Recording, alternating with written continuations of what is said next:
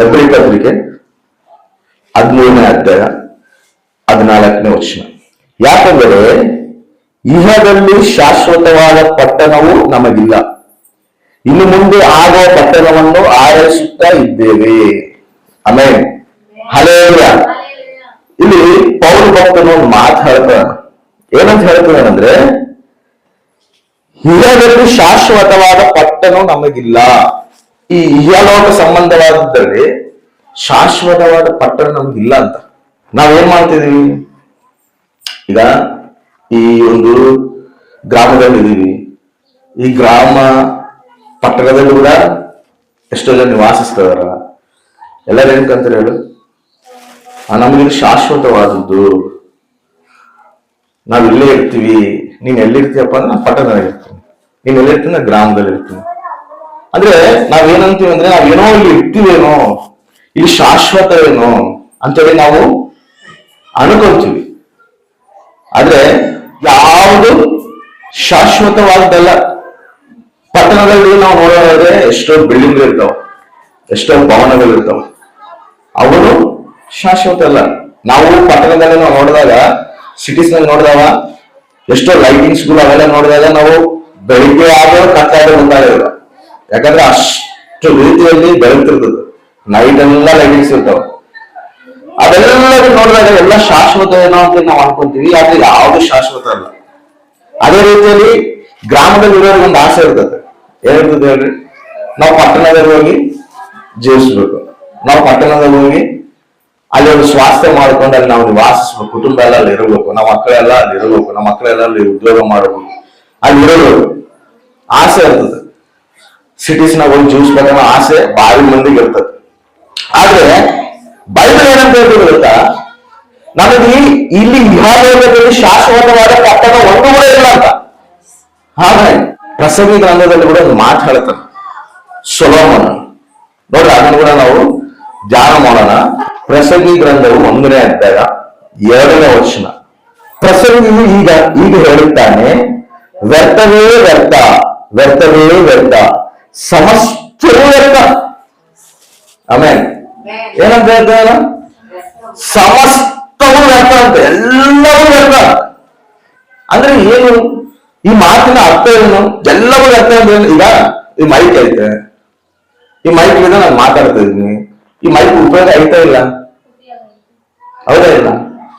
ಮತ್ತೆ ಇಲ್ಲಿ ವಾಕ್ಯ ಏನಿರ್ತದೆ, ಎಲ್ಲವೂ ವ್ಯರ್ಥ. ಹೌದಾ? ಇವಾಗ ಅಲ್ಲಿ ಸ್ಪೀಕರ್ ಐತೆ, ಆ ಸ್ಪೀಕರ್ ಉಪಯೋಗ ಐತಾ ಇಲ್ಲ? ಅದರಿಂದ ನಾವು ಕೇಳ್ತಿದೀವಲ್ಲ, ಮತ್ತೆ ಎಲ್ಲ ವ್ಯರ್ಥ ಆಗ್ತದೆ. ವ್ಯರ್ಥವೂ ಅಂದ್ರೆ ಏನು? ಇವೆಲ್ಲ ಉಪಯೋಗ ಇಲ್ಲ. ಈ ಹಳೆ ಒಡಂಬಡಿಕೆ ನಾವು ನೋಡೋದಾದ್ರೆ, ಹಳೆ ಒಡಂಬಡಿಕೆ ಎಬ್ರೂ ಭಾಷೆದಲ್ಲಿ ಬಂದಿರ್ತದೆ.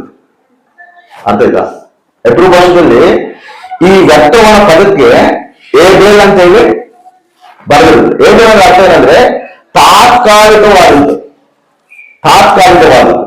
ಈ ಮೈಕ್ ಏನೈತಲ್ಲ, ಇವಾಗ ಉಪಯೋಗ ಐತೆ, ಇನ್ನು ಸ್ವಲ್ಪ ದಿನ ಆದ್ರೆ ಇದನ್ನು ಕೆಟ್ಟೋಗ್ತದೆ. ತಾತ್ಕಾಲಿಕ ಅರ್ಥ ಇಲ್ಲ. ವ್ಯರ್ಥವಾದ ಅರ್ಥ ಏನು? ಎಲ್ಲವೂ ತಾತ್ಕಾಲಿಕ, ಯಾವುದು ಶಾಶ್ವತ ಅಲ್ಲ. ತಾತ್ಕಾಲಿಕವಾದದ್ದೇ ತಾತ್ಕಾಲಿಕವಾದ. ಈಗ ಮೊಬೈಲ್ ಐತೆ, ಸ್ವಲ್ಪ ದಿನ ಕೆಳಗೆ ಮೊಬೈಲ್ಗಳು ಇದ್ದಿಲ್ಲ, ಹೌದಾ? ಲ್ಯಾಂಡ್ ಫೋನ್ಸ್ ಬಂದು, ಆಮೇಲೆ ಈ ಒಂದು ಟಾರ್ ಫೋನ್ಸ್ ಬಂದು, ಇವಾಗ ಟಚ್ ಫೋನ್ಸ್ ಬಂದವ. ಬರ್ತಾ ಬರ್ತಾ ಎಲ್ಲ ಏನಾಗ್ತದವ? ತಾತ್ಕಾಲಿಕ ತಾತ್ಕಾಲಿಕ ತಾತ್ಕಾಲಿಕ, ಯಾವುದು ಶಾಶ್ವತ ಇಲ್ಲ.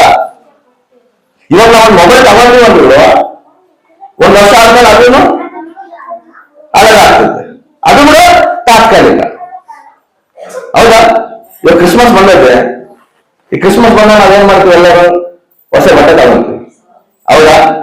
ಇವಾಗ ಹೊಸ ಬಟ್ಟೆ, ಅದು ಇನ್ನೊಂದು ವರ್ಷಕ್ಕೆ ಅದೇ, ಅದು ಕೂಡ ತಾತ್ಕಾಲಿಕವಾಗುತ್ತೆ. ವಾಕ್ಯ ಏನಂತ ಹೇಳಬೇಕಂದ್ರೆ, ಸಮಸ್ತವೂ ತಾತ್ಕಾಲಿಕ. ನೀವು ಏನಾಗ್ತದೋ ಈ ಪ್ರಪಂಚದಲ್ಲಿ, ಪಟ್ಟಣ ತಗೊಂತೀಯಾ, ಅದನ್ನು ತಗೋ, ಅದು ತಾತ್ಕಾಲಿಕವಾಗುತ್ತೆ. ವಸ್ತುಗಳು ತಗೊಂತೀಯಾ, ಅದನ್ನು ತಗೋ, ಅದನ್ನು ತಾತ್ಕಾಲಿಕವಾಗುತ್ತೆ. ನಾನು ಚಿಕ್ಕವರಿದ್ದಾಗ ನಮ್ಮ ಫ್ರೆಂಡ್ ಅವ್ರ ಮನೆಗೆ ಹೋಗಿ ನಾವೆಲ್ಲರೂ ಅವ್ರ ಮನೇಲಿ ಕ್ರಿಕೆಟ್ ಆಡ್ತಿದ್ವಿ. ಆಡ್ತಿದ್ದಾಗ ಹೆಂಗ ಆಡ್ತಿದ್ವಿ ಅಂದ್ರೆ, ಅವ್ರು ಫುಲ್ಲು ಸೌಕರ್ಯ. ಎಷ್ಟು ಸೌಕರ್ಯ ಅಂದ್ರೆ ಅವ್ರ ಮನೆ ನೋಡ್ತಿದ್ರೆ ನನಗೆ ಆಶ್ಚರ್ಯ ಆಗ್ತಿತ್ತು. ಅವ್ರ ಮನೆ ಹೊರಗ ಕಾಂಪೌಂಡ್ ಇತ್ತು. ಆ ಕಾಂಪೌಂಡ್ ನಲ್ಲಿ ನಾವು ವಾರ ಆಡಕ್ ಹೋಗ್ತಿದ್ವಿ. ಸಾಟರ್ಡೆ ಸ್ಕೂಲ್ ಬಿಟ್ಟು ಕೂಡಲೇ ಅವ್ರ ಮನೆಗೆ ಹೋಗಿ ಅಲ್ಲಿ ನಮ್ಮ ಫ್ರೆಂಡ್ ಅವ್ರ ಮನೆಗೆ ಆಡ್ಕೊಂಡು ನಾವು ಬರ್ತಿದ್ವಿ. ಅವ್ರ ಮನೆ ನೋಡಿದ್ರೆ ನನಗೆ ಆಶ್ಚರ್ಯ ಆಯ್ತು. ಎಷ್ಟು ದೊಡ್ಡ ಮನೆ ಕಟ್ಟಿದಾರಲ್ಲ ಇವರು, ಎಷ್ಟು ದೊಡ್ಡ ಮನೆ ಐತಲ್ಲ ಇದು. ಅವ್ರ ಮನೆಗೆ ನನ್ನ ಫ್ರೆಂಡ್ ನಮ್ಮನ್ನೆಲ್ಲ ಒಳಗೆ ಕರ್ಕೊಂಡು ಹೋಗ್ತಿದ್ದ. ಅವ್ರ ಅಪ್ಪ ಏನ್ ಮಾಡ್ತಿದ್ ಗೊತ್ತಾ, ನಾವು ಬರ್ತಿದೀವಿ ಅಂತ ಹೇಳಿ ನಾವು ಅವ್ರ ಅಪ್ಪ ಕೇಕ್ಗಳು ಏನೋ ತರ್ತಿದ್ದ. ನಾವು ಊರಾಗೆಲ್ಲ ಅವ್ನು ಕೊಡ್ತಿದ್ದ. ಹೋಗಿ ಚೆನ್ನಾಗಿ ಆಡ್ತಿದ್ವಿ. ಅಷ್ಟು ಚೆನ್ನಾಗಿರ್ತಿತ್ತು ಅವ್ರ ಮನೆ. ಆದ್ರೆ ಸ್ವಲ್ಪ ದಿನ ಆದ್ಮೇಲೆ ನಮ್ ಫ್ರೆಂಡ್ ಏನಾಗಿದ್ರೆ ಒಬ್ಬನೇ ಮಗ, ಯಾರಿಲ್ಲ, ಆಕ್ಸಿಡೆಂಟ್ ಆಗಿ ಸತ್ತೋಗ್ಬಿಟ್ಟ. ಅವನು. ನಮ್ ಫ್ರೆಂಡ್ ಅವ್ರ ಅಪ್ಪ ಅವ್ರ ಅಮ್ಮ ಇಬ್ಬರೇ ಇರ್ತಿದ್ರು. ಸ್ವಲ್ಪ ದಿನಗಳು ಆದ್ಮೇಲೆ, ಕೆಲವು ವರ್ಷಗಳಾದ್ಮೇಲೆ ಅವ್ನ 15 ವರ್ಷ, ಅವನ 18 ವರ್ಷದ ಕೆಳಗೆ ಅವ್ನು ಸತ್ತೋಗಿದ್ರು. ಅದಾದ್ಮೇಲೆ ಸ್ವಲ್ಪ ದಿನ ಮನೆ ರೀಸೆಂಟ್ ಆಗಿ 1 ವರ್ಷದ ಕೆಳಗೆ ನಾನು ಪ್ರಯಾಣ ಮಾಡಿ ಹೋಗ್ತಿರುವಾಗ ನಮ್ಮ ಫ್ರೆಂಡ್ ಹೇಳಿದ, ನಮ್ಮ ಫ್ರೆಂಡ್ ಸತ್ತೋಗಿದ್ರಲ್ಲ, ಅವ್ರ ಅಪ್ಪ ಒಬ್ಬರು ಇಲ್ಲೇ ಇರ್ತಾರ, ಒಂದ್ಸಲ ನೋಡ್ಬೇಡ ಅಂತೇಳಿ. ನಾನ್ ಕೂಡ ಸರಿ ಹೋಗಿ ನೋಡ್ಬೇಡ, ಅವಾಗ ನೋಡಿದ್ವಲ್ಲ ಅವ್ರ ಅಪ್ಪ ಅಮ್ಮನ, ಹೆಂಗಿದಾರೆ ಏನೋ ಮಾತಾಡ್ಸೋಣ ಅಂತ ಹೇಳಿ. ಅವ್ರು ಅಲ್ಲಿದ್ರಲ್ಲ, ಇವಾಗ ಇಲ್ಲಿಗೆ ಬಂದಾರ ಅಂತ ಹೇಳಿ ಅಂದ್ರೆ ಇವಾಗ ಅವ್ರ ಮನೆಗೆ ಶೇರ್ ಮಾಡಿದಾರ ಅವರು, ಇವಾಗ ಇಲ್ಲಿದಾರ ಅಂತ ನಮ್ಮ ಫ್ರೆಂಡ್ ಹೇಳಿದ್ರೆ ಸರಿ ಹೋಗನ್ಪ ಅಂತ ಹೇಳಿ ಹೋದರೆ, ಚಿಕ್ಕ ಮನೆ ಅದ, ಭಾರಿ ಚಿಕ್ಕ ಮನೆ. ನಾನು ಏನು ಇಲ್ಲಿದಾರ ಇವರು ಅಂತ, ಇಲ್ಲೇ ಇದಾರ, ಅದೇನು ಎಷ್ಟು ದೊಡ್ಡ ಬಂಗಲೆ ಇರ್ತಾರ, ಎಷ್ಟೆಲ್ಲ ಚೆನ್ನಾಗಿದ್ರಲ್ಲ ಇವರು ಅಂತೇಳಿ ಆ ಡೋರ್ ಓಪನ್ ಐತೆ. ನಾನು ಡೋರ್ ಓಪನ್ ಮಾಡಿ ನೋಡಿದಾಗ ನಮ್ಮ ಫ್ರೆಂಡ್ ಅವ್ರ ಅಪ್ಪ ಅವ್ರ ಅಮ್ಮ ಇಬ್ಬರೇ ಇದಾರ. ಅವ್ರಪ್ಪ ಮನುಷ್ಯದ ಮೇಲೆ ಕುತ್ಕೊಂಡ. ನಾನು ಒಳಗೆ ಹೋಗಿ ಯಾರಪ್ಪ ನೀನು ಅಂತ ಕೇಳ. ಅಂಕಲ್ ನನಗೆ ನನ್ನ ಮಗನ ಫ್ರೆಂಡು ನಮ್ಮ ಮನೆ ಹತ್ರ ಬಂದು ಆಗ್ತಿದ್ದಾಳೆ, ಎಲ್ಲ ಪರೀಕ್ಷೆ ಬಾ ಗೌತಮ್ ನೀನ ಬಾ ಕುತ್ಕೋಬಾ ಅಂತೇಳಿ ಕುಲಿಸಿ ಮಾತಾಡ್ತಿರುವಾಗ ಅವ್ನು ನೋಡಿ ನನಗೆ ಭಾರಿ ಬೇಜಾರಾಯ್ತು. ತನ್ನ ಏನಾಗಿದೆ ಎಲ್ಲ ಹೇಳ್ಕೊಂಡ, ಏನು ನನಗೆ ಭಾರಿ ಬೇಜಾರಾಯ್ತು. ಅವಾಗ ನನಗೆ ಈ ಪ್ರಸಂಗಿ ಗ್ರಂಥದಲ್ಲಿ ಈ ವಚನ ಗೊತ್ತು ಬಂದೈತೆ, ಎಲ್ಲವೂ ವ್ಯರ್ಥ, ಯಾವುದು ಶಾಶ್ವತವಾದದ್ದು ಇಲ್ಲ ಇಲ್ಲಿ.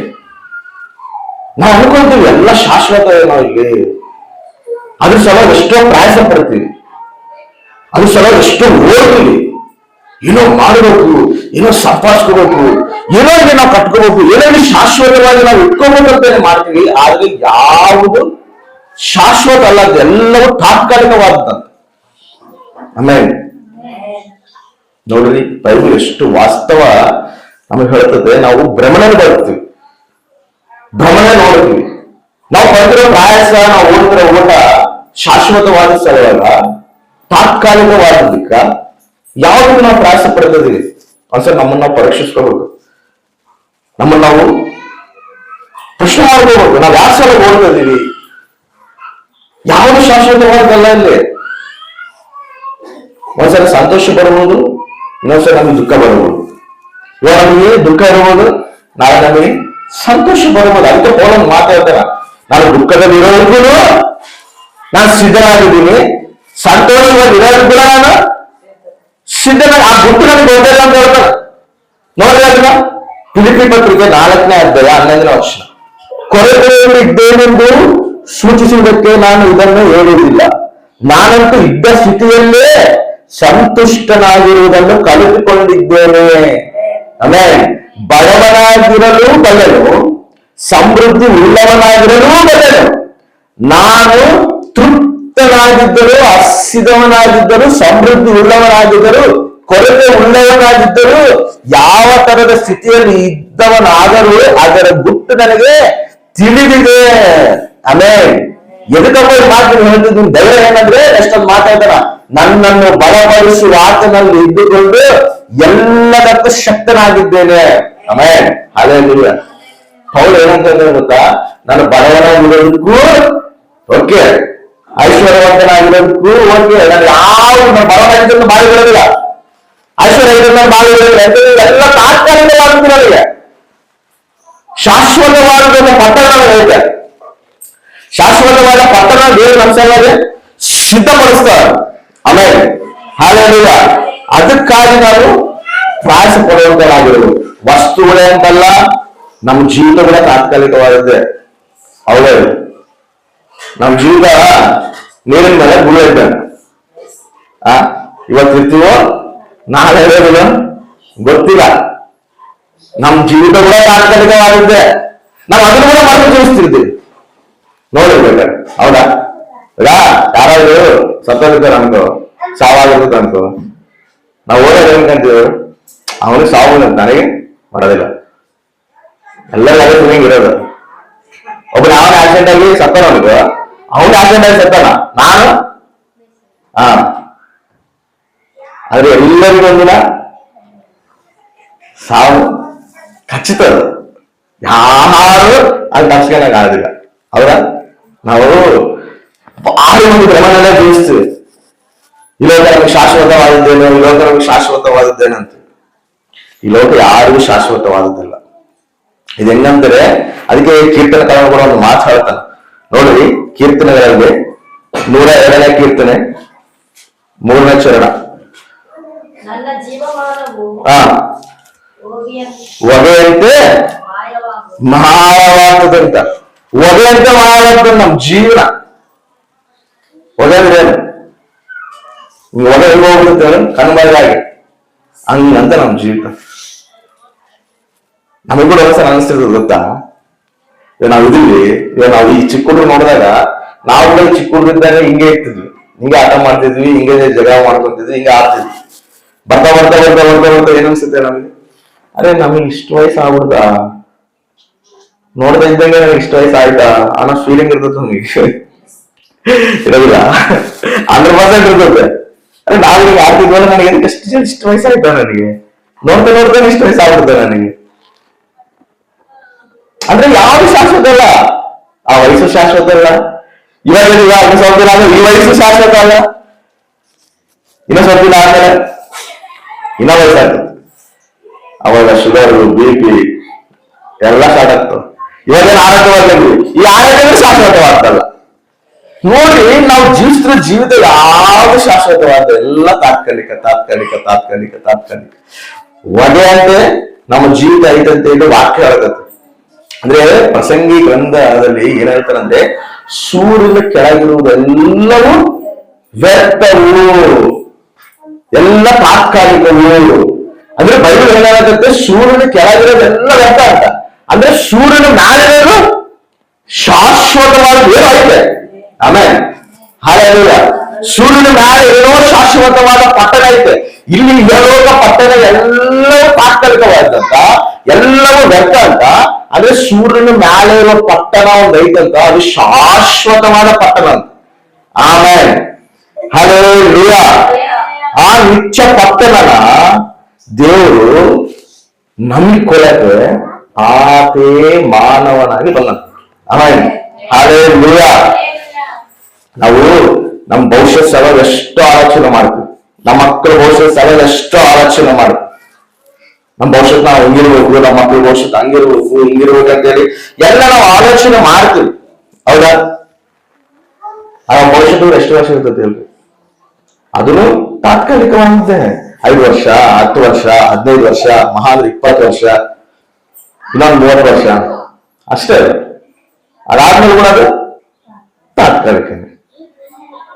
ಅಂದ್ರೆ ನಾವು ಜೀವಿಸ್ತಿರೋ ಜೀವಿತ ಎಲ್ಲ ತಾತ್ಕಾಲಿಕ. ಆ ಭ್ರಮೆಯಿಂದ ನಾವು ಹೊರಗೆ ಬರಬೇಕು. ನಮಗೊಂದು ಶಾಶ್ವತವಾದ ಪಟ್ಟಣ ಐತೆ.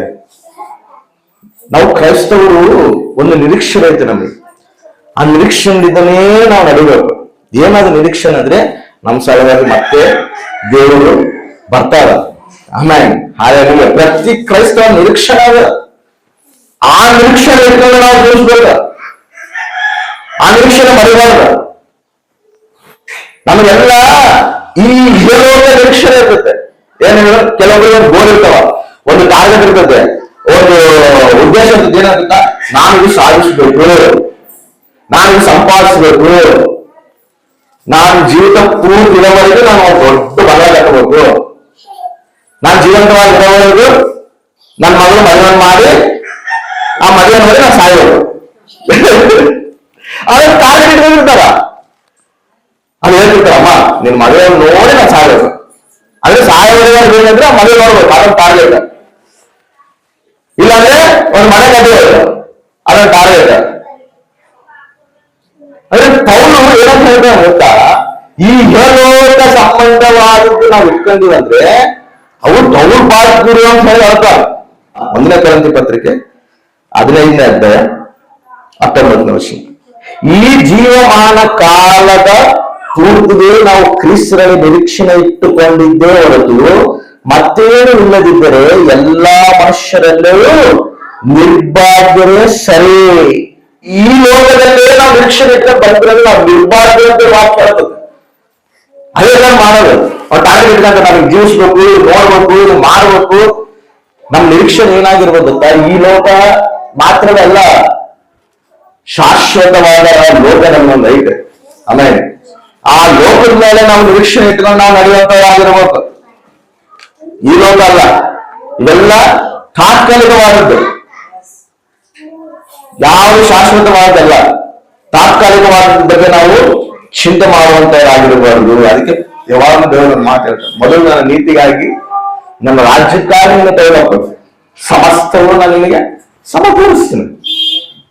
ಆಮೇಲೆ ಆತನ ನೀತಿ, ಆತನ ರಾಜ್ಯಕ್ಕಾಗಿ ನಾವು ತೋಟ ಪಡೆಯುವಂತವರಾಗಿರ್ಬೇಕು. ಶಾಶ್ವತವಾದ ಭವಿಷ್ಯತ್ತು ನಮಗೆ ಐತೆ. ಶಾಶ್ವತವಾದ ಭವಿಷ್ಯತ್ ದೇವರು ನಮ್ಗೆ ಇಟ್ಟಾನ. ಎಲ್ಲಿಟ್ಟಾನಪ್ಪ ಅಂತ ಹೇಳಿದ್ರೆ ಇವಾಗ ನೋಡ್ರಿ, ಪಿತೃ ಪತ್ರಿಕೆ 3ನೇ ಅಧ್ಯಾಯ 19-20. ನಾಶನವೇ ಅವರ ಅಂತ್ಯ, ಹೊಟ್ಟೆಯೇ ಅವರ ದೇವರು, ನಾಚಿಕೆ ಕೆಲಸಗಳಲ್ಲಿ ಅವರ ಗೌರವವು. ಅವರು ಪ್ರಪಂಚದ ಕಾರ್ಯಗಳ ಮೇಲೆ ಮನಸ್ಸಿಡುವವರು, ನಾವಾದರೂ ಪರಲೋಕ ಸಂಸ್ಥಾನದವರು. Amen, hallelujah. ನಾವು ಎದಕ್ಕೆ ನೋಡುವಂತರಾಗಿರಬೇಕು, ನಮ್ಮ ರಕ್ಷಕನು ಮತ್ತೆ ಬರ್ತಾ ಇದ್ದಾನ, ಅದಕ್ಕಾಗಿ ನಾವು ಎದುರು ನೋಡುವಂತವರಾಗಿರ್ಬೇಕು, ಅದಕ್ಕಾಗಿ ನಾವು ಸಿದ್ಧಪಡುವಂತವರಾಗಿರ್ಬೇಕು. ನಾವು ಸಿದ್ಧಪಡಬೇಕು, ನಮ್ಮ ಕುಟುಂಬನ ಸಿದ್ಧಪಡಿಸ್ಬೇಕು, ನಮ್ಮ ಮಕ್ಕಳನ್ನು ಸಿದ್ಧಪಡಿಸ್ಬೇಕ. ನಾವು ಏನ್ ಸಿದ್ಧಪಡಿಸ್ತೀವಿ? ಓದು ಓದು ಓದು ಓದು ಓದು, ಎದಕ್ಕ ಕಲೆಕ್ಟರ್ ಆಗ್ಬೇಕು, DC ಆಗ್ಬೇಕು, IAS ಆಗ್ಬೇಕು, SP ಆಗ್ಬೇಕು. ಅದಕ್ಕಾಗಿ ನಾವು ಎಷ್ಟು ಭಾಷೆ ಪಡ್ತೀವಿ, ಎಷ್ಟು ಓದಿಸ್ತೀವಿ. ಆದ್ರೆ ಪ್ರಪಂಚಿಕ ಅದ್ರ ಮೇಲೆ ಚಿಂತೆ ಇರಬಾರ್ದ್ರಿ. ಓದಿದ್ರು ಕೂಡ ಓದಿಸ್ಬಾರ್ದು, ತಪ್ಪದ. ಓದಿಸೋದು ಎದಕ್ಕೆ ಓದಿಸ್ಬೇಕು ಗೊತ್ತಾ? ಕಲೆಕ್ಟರ್ ಮಾಡಿದೆ ಮಕ್ಕಳನ್ನ ಎದಕ್ಕಾಗಿ ಮಾಡ್ಬೇಕು ಗೊತ್ತಾ? ಇವಾಗ ಸ್ವಾರ್ಥನ ಅಡ್ಡಿಪಡಿಸ್ತಾ ಇರಲ್ಲ, ಸ್ವಾರ್ಥನ ಅಡ್ಡಿಪಡಿಸ್ತಾ ಇರಲ್ಲ. ಆ ಸ್ವಾರ್ಥನ ಅಡ್ಡಿಪಡಿಸ್ದಿದಂಗ ಒಬ್ಬ ಗೌರ್ಮೆಂಟ್ ಆಫೀಸರ್ ನನ್ನ ಮಗ ಆಗಿರ್ಬೇಕಂತ ಓದಿಸ್ಬೇಕ. ಆಮೇಲೆ ಹಾಗಾದ್ರೆ ದೇವ್ರ ರಾಜ್ಯ ವಿಸ್ತರಣೆಗಾಗಿ ಓದಿಸ್ಬೇಕ. ಒಂದು IAS ಆಫೀಸರ್ ಮಾಡ್ಬೇಕಂದ್ರೆ ಕೂಡ ಸ್ವಾರ್ಥಕ್ಕೆ ಅಡ್ಡಿ ಆಗ್ಬಿಡಂಗ ನೀನೊಂದು ಆಫೀಸರ್ ಆಗಿ ಇರಪ್ಪ, ಆ ಕ್ರೈಸ್ತವರಿಗೆ ಅಂಡವಾಗಿ ನೀನು ಇರಬೇಕು, ದೇವ್ರ ರಾಜ್ಯ ವಿಸ್ತರಣೆ ಆಗ್ಬೇಕು. ಅದಕ್ಕಾಗಿ ನೀವು ಹೇಳು. ಆಮೇಲೆ ಅದಕ್ಕಾಗಿ ನೀವು ಪ್ರಯಾಸ ಪಡು. ಆ ಗುರಿ ಇಟ್ಕೊಂಡೇ ನಾವು ಮಕ್ಕಳನ್ನು ಬೆಳೆಸಬೇಕು, ಮಕ್ಕಳನ್ನು ಓದಿಸ್ಬೇಕು. ನಾವು ಕೂಡ ಆ ನಿರೀಕ್ಷೆ ಇಟ್ಕೊಂಡೆ ಜೀವಿಸ್ಬೇಕು. ಶಾಶ್ವತವಾದ ಪಟ್ಟಣ ನಮಗೊಂದು ಐತೆ, ಇದು ಶಾಶ್ವತವಾದದ್ದಲ್ಲ. ಸೂರ್ಯನ ಕೆಳಗಿರುವುದೆಲ್ಲರೂ ವ್ಯರ್ಥ ವ್ಯರ್ಥ ವ್ಯರ್ಥ ಅಂತೇಳಿ ವಾಕ್ಯ ಹೇಳುತ್ತೆ. ಅಂದ್ರೆ ಸೂರ್ಯನ ಕೆಳಗಿರೋದೆಲ್ಲವೂ ವ್ಯರ್ಥ, ಆದ್ರೆ ಸೂರ್ಯನ ಮೇಲೆ ಇರೋದು ಶಾಶ್ವತವಾದ ಪಟ್ಟಣ ನಮಗೈತೆ. ಆ ಪಟ್ಟಣದಲ್ಲಿ ಸೇರ್ಸಕ ಮತ್ತೆ ನಮ್ಮ ಪ್ರಭುವಾದ ಯೇಸು ಕ್ರಿಸ್ತನ್ ನಮ್ಮ ಸಲ ಮತ್ತೆ ಬರ್ತಾ ಇದ್ದಾನ. ಆಮೇನ್. ಅದಕ್ಕಾಗಿ ನಾವು ಸಿದ್ಧರಾಗಬೇಕು, ಅದಕ್ಕಾಗಿ ನಾವು ಪ್ರಯಾಸ ಪಡಬೇಕು. ಅದು ನಾವು ಮರಿಬಾರದು, ಆ ಗುರಿನ ನಾವು ಮರಿಬಾರದು.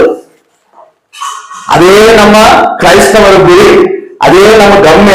ಅದಕ್ಕೆ ಪೌಲ್ ಹೇಳ್ತಾರ, ನಾನು ಗುರಿ ಇರ್ಬೇಕೇ ನಡೀತಾ ಇದ್ದೀನಿ. ಗುರಿ ತಪ್ಪಲ್ಲ. ಆ ಗುರಿ ತಪ್ಪಿ ಬೇರೆಯೊಂದಕ್ಕೆ ನಾನು ಮರಳಿಲ್ಲ. ನಾನು ಮರಳಿಲ್ಲ. ತಿಮೋತಿ, ನೀನು ಕೂಡ ಗುರಿ ಒಂದಕ್ಕೆ ನಡಿ, ನೀನು ನಡಿ, ಸಂಘನ ಕೂಡ ನಡೆಸು. ಆಮೇಲೆ ಹಲ್ಲೆಲೂಯಾ. ಅದು ನಮ್ಮ ಗುರಿ, ಅದು ನಮ್ಮ ಗಮ್ಯ. ಅದಕ್ಕಾಗಿ ನಾವು ತೌಬ ಪಡಬಹುದು, ಅದಕ್ಕಾಗಿ ನಾವು ಪ್ರಯಾಸ ಪಡಬಹುದು. ತಾತ್ಕಾಲಿಕವಾದಲ್ಲ. ನಾವು ಏನೇ ಇಟ್ಕೊಂಡು ಮತ್ತೆ ಅವೆಲ್ಲ ಒಂದಿನ ಗತಿಸೋಗ್ತವ. ಗತಿಸೋದ್ರ ಬಗ್ಗೆ ನಾವು ಆಲೋಚನೆ ಮಾಡಿ ವ್ಯಕ್ತ ಮಾಡ್ಕೋಬಹುದು. ಅರ್ಥ ಆಯ್ತಾ? ದೇವಾ, ನನ್ನ ಪರಿಸ್ಥಿತಿ ಏನೈತೆ ನಿನಗೆ ಗೊತ್ತು, ನನ್ನ ಪ್ರಾಬ್ಲಮ್ ಏನೈತೆ ನಿನಗೆ ಗೊತ್ತು. ಎಲ್ಲವೂ ನಿನಗೆ ಗೊತ್ತು. ಇವೆಲ್ಲ ನಾನು ನಿನಗಾಗಿರುತ್ತೆ. ನನ್ನ ಕೆಲಸ ನೀನು ಮಾಡು, ನಿನ್ನ ಕೆಲಸ ನಾನು ಮಾಡ್ತೀನಿ. ನಾನು ಆಮೇಲೆ ಹಾಲೆಲೂಯಾ. ಹೌದಲ್ಲ? ಆಕಾಶ ಪಕ್ಷಿಗಳನ್ನ ನಾನು ಪೋಷಿಸ್ತೀನಿ, ಅಡಿ ಹೂಗಳನ್ನ ನಾನು ಪೋಷಿಸ್ತೀನಿ. ಅದಕ್ಕಿಂತ ನೀವು ಶ್ರೇಷ್ಠವಾದ ನನಗೆ ದೇವರು ನಮ್ಮ ಮೇಲೆ ತೋರಿಸಿರೋ ಕೃಪೆ ಶಾಶ್ವತವಾದದ್ದು. ಅರ್ಧದಲ್ಲಿ ಕೈ ಬಿಡುವಾದಲ್ಲ. ಮನುಷ್ಯರು ಕೈ ಬಿಡಬಹುದು, ನಮ್ಮವರು ಕೈ ಬಿಡಬಹುದು, ನಮ್ಮ ಜೊತೆಯವರು ನಮ್ಮ ಕೈ ಬಿಡಬಹುದು. ಆದರೆ ದೇವರು ನಮ್ಮ ಕೈ ಬಿಡುವಾತನಲ್ಲ, ನಮ್ಮನ್ನು ನಡೆಸುವಾತನು. ಲಕ್ಷ ಮಂದಿ ಇಸ್ರಾಯೇಲ್ ಪ್ರಜೆಗಳಿಗೆ ಅಗ್ನಿಸ್ತಂಭವಾಗಿ ಮೇಘಸ್ತಂಭವಾಗಿ ನಡೆಸಿ ಅವ್ರನ್ನ ಕಾನಾನ್ ದೇಶಕ್ಕೆ ಸೇರಿಸಿರುವಂತ ಶಕ್ತಿವಂತನಾದ ದೇವರು. ಆಮೇಲೆ ನಮ್ಮನ್ನು ಕೂಡ ಅದೇ ರೀತಿ ನಡೆಸ್ತಾನೆ. ಆ ವಿಶ್ವಾಸದಿಂದ ನಾವು ನಡಿಬೇಕು. ಯಾವುದಕ್ಕೂ ನಾವು ಭಯಪಡುವಂತರಾಗಿರ್ಬೋದು. ದೇವ ಅವ್ರಿಗೇನು ಆಹಾರ ಇತ್ತ, ಅವ್ರಿಗೆ ಸಮೃದ್ಧಿ ಇತ್ತ? ಆಕಾಶದಿಂದ ಮನ್ನ ಸುರಿಸಾನ. ಆಮೇಲೆ ಹಾಲೆಲೂಯಾ. ಬಂಡೆಯಿಂದ ನೀರು ಸುರಿಸಾನ. ಅವ್ರಿಗೆ ಏನು ಕಡಿಮೆ ಆಗಿಲ್ಲ. ದೇವರು ನಮ್ಮ ಪಕ್ಷ ಇರುವಾಗ ನಮಗೇನು ಕಡಿಮೆನೇ ಆಗಲಿಲ್ಲ. ನಾವೇ ಸಾಂಬಳಿಗೆ ಬರ್ತಾನೆ ಇರ್ಬೇಕು. ಅದನ್ನ ಪ್ರಯಾಣ ಆಗಿರ್ಬೇಕು. ಅದಕ್ಕೆ ನಾವು ಇಹಲೋಕ ಸಂಬಂಧವಾದ ಸ್ಥಳದಲ್ಲಿ ನಾವು ಪ್ರಯಾಸ ಪಡುವಂತರಾಗಿರಬಾರ್ದು. ಅದ್ರ ಸಲುವಾಗಿ ನಾವು ದೊಡ್ಡ ಪಡುವಂತರಾಗಿರ್ಬಾರ್ದು. ನಮ್ಮ ಗುರಿ, ನಮ್ಮ ಗಮ್ಯ, ನಮ್ಮ ಆಲೋಚನೆ ಎಲ್ಲವೂ ಪರಲೋಕ ಸಂಬಂಧವಾದದ್ದಾಗಿರಬೇಕು. ಆತನ ಸಲುವಾಗಿ ನಾವು ಎದುರು ನೋಡುವಂತರಾಗಿರ್ಬೇಕು. ನಾವು ಎದುರು ನೋಡ್ಬೇಕು. ನಮ್ಮ ಕುಟುಂಬನ ನಾವು ಅದೇ ರೀತಿಯಲ್ಲಿ ಕಟ್ಕೋಬೇಕು. ನಮ್ಮ ಮಕ್ಕಳು ಕೂಡ ಆ ಒಂದು ಗುರಿ ಇಟ್ಕೊಂಡೆ ನಾವು ನಡೆಸ್ಬೇಕು. ಆಮೇಲೆ